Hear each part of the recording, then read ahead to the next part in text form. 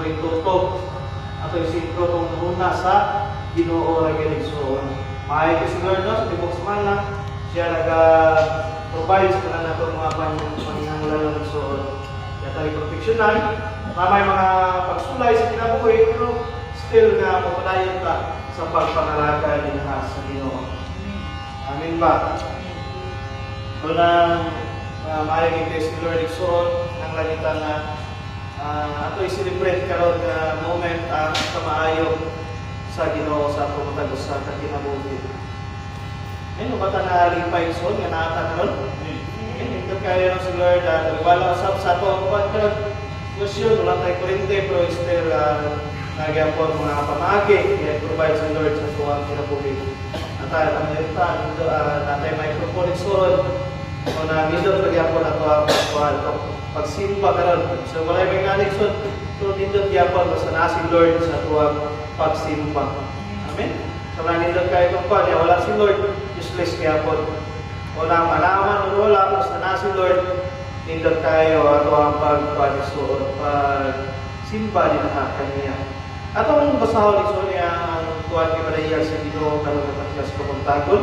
Makita rin ni sa kuwan igsoon na Hibuhanon 4:14 padulong sa 16 na nabasanan.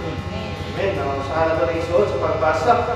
Atong basahon dinhi Musa sa nabatungan sa kalabawang sa sacerdote nga nakalantas sa kalangitan si Jesus ni igsoon ang anak sa Dios.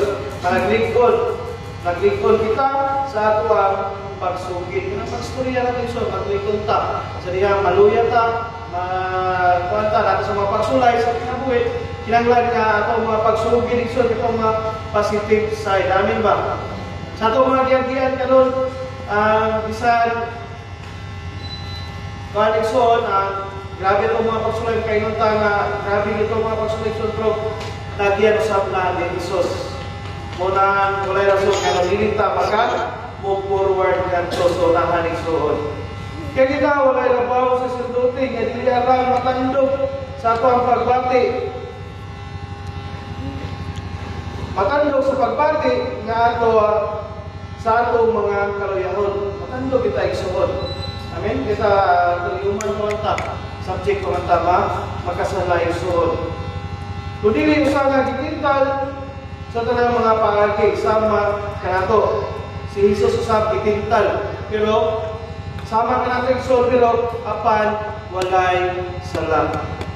Amen? Walay sala. Gitintal siya pero walay